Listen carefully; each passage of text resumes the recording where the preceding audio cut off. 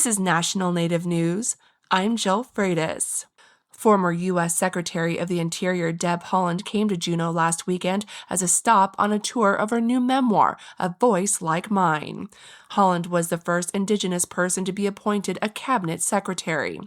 The name of the book comes from a campaign slogan she used when she successfully ran for Congress in 2018, Haaland recounted.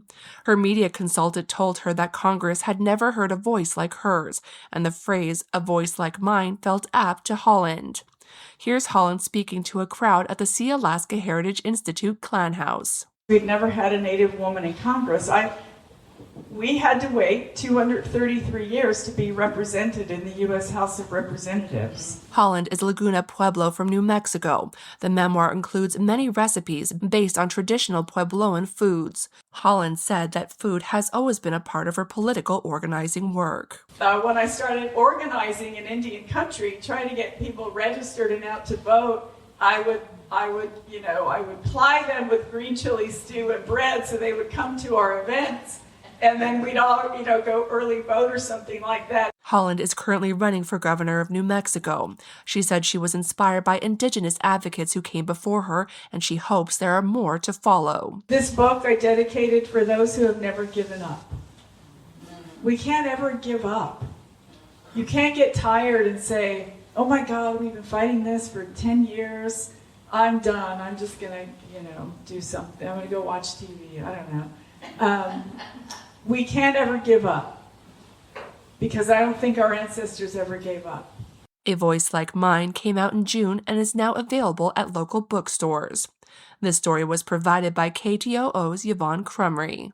A group of First Nations in Ontario have signed a deal with the Canadian and Ontario governments to take part ownership in a new nuclear reactor project. As Dan Karpinchuk reports, the chiefs involved called it a historic step forward. The 7 First Nations are part of the Williams Treaties First Nations east of Toronto. The federal government in Ottawa and the Ontario government are providing $700 million in loan guarantees to the First Nations. That money will become equity for one of 4 small modular reactors under construction at the Darlington Nuclear Project east of Toronto. Chief Laurie Hockaday of the Alderville First Nation says the importance of this deal cannot be overstated. Economic reconciliation is not achieved simply by inviting First Nations to observe development. It is achieved when First Nations have meaningful opportunities to participate, to invest, to lead, and to help shape the future of projects taking place within their territories. Darlington is the site of 4 small modular reactors which are now under construction at a cost of about $21 billion. The first reactor is expected to be completed by 2030, and when fully operational, the 4 will generate about 1,200 megawatts of power, enough for about 1.2 million homes. Canada's Finance Minister, François-Philippe Champagne, says the loan guarantee is among the first and so far the largest in the loan guarantee program with First Nations. When it comes to nation-building projects, Indigenous peoples are partners, and we want that today to be a blueprint. And nations across our country are watching what we're achieving today, because today is a great example of us working together to achieve a common goal that generations will look back with pride. Ontario's Energy Minister says the involvement of First Nations in the project marks an important milestone, and he adds that it's sensible for any government to build alliances and partnerships with First Nations. For National Native News, I'm Dan Karpinchuk. And I'm Jill Freitas.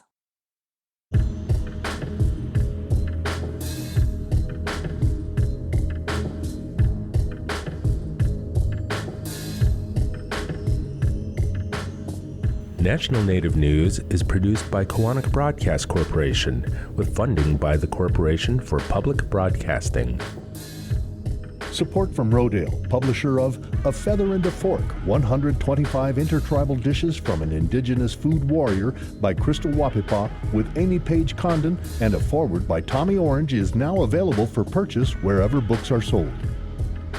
Tribal Development Partners, helping tribes build toward their goals through 105L leasing and essential facility development, empowering sovereignty, strengthening community. More at tribaldevpartners.com, proud supporters of this show.